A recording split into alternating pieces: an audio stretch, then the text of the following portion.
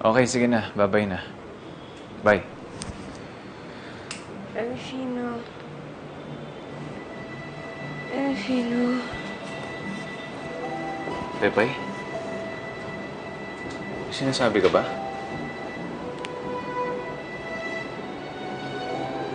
Jeffrey. Ikaw na nagdas sa akin. Oo, Pepay. Ligtas ka na.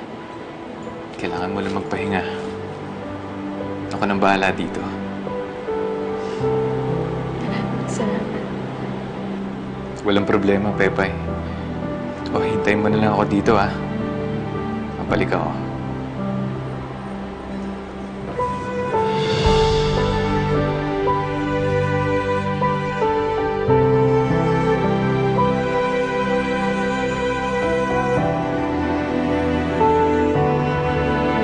Okay, Criselda. Thank you. Bye. So, I got a call from Criselda. Nalaman na nila kung ano nangyari. Nag-backfire sa atin kung anong plano mo, anong ginawa ninyo. Ngayon tayo ang lumalabas na pabaya at kontrabida sa mga mata ni Jeffrey. Sabi mo, nakakainis kasi yung Pepay eh. Nakakainis kasi si Pepay eh. At ikaw, wala kang ginawa kundi mag-display ng legs mo instead of double-checking kung nakalabas nga si Pepay. Now, we all have to go back to Manila, mag-base na kayo kasi lumalabas na wala tayong pag-aalaga kay Pepay. Kaya ngayon, kailangan natin pumunta sa ospital, sunduin natin si Pepay to show our concern. Let's go!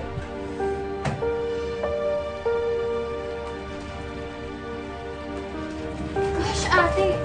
Naisahan na naman tayo ni Pepay. Manda siya sa atin. I'll make sure na wala nang limit sa Pepay na yan. Pepay, parating na ang tita Norin mo. Ano, nagugutom ka ba? Gusto mo kumain? Ayos lang ako, Jeffrey. Pwede ka nang umalis. Iwanan mo na lang ako dito. Ayos na naman ako. Ano ko ba, Pepay? Gusto ko kitang samahan. Alam mo ba, bago nangyari sa'yo ito, I was looking for you. The last time I saw you, sa party ko, bigla ka naman nawala nun. Bigla kang umalis. Pasensya ka na. Pepay, I wanted to spend time with you. Alam mo ba, sobrang ganda mo nung gabing yun. Ang ganda-ganda mo nun, Pepay. Wow, sweetie. Ang laki ng kwarto nito. Mahal ito, ah. Oo nga. Ako naman, grabe. Hi, Jeffrey. Hi, Pepay. Hi. Kamusta ka na? Kamusta ka na, Iha? Can someone explain to me kung sino nang iwan kay Pepay sa stock room? Hindi niyo ba alam na delikado yun? Paano kung mamatay siya sa loob? Nilalagay niyo sa peligro yung buhay niya eh. At pwedeng masira ang reputasyon ng mall. At ako, makakasuhan ako sa pagpapabaya niyo lahat eh. At dahil dyan, ita-terminate ko ang tenant contract niyo. Jeffrey.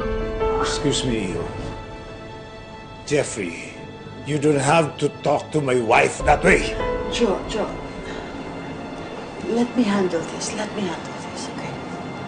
Jeffrey, hindi naman siguro kailangang humantong pa sa ganito na termination ng contract dahil lang sa sitwasyong nangyari. I mean, I'm so sorry. It was an honest mistake. At hindi naman sinasadya ni Sophie na mangyari yun. Hindi ba, Sophie? Yes, Jeffrey. I'm so sorry. Hindi ko alam na may tao pala sa loob when we closed the shop.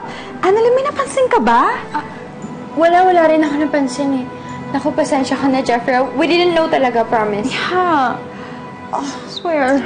Pepay naman kasi. Bakit pa hindi ka nagsabi na nandun ka pala sa loob? Baka naman may kasalanan ka rin sa nangyari.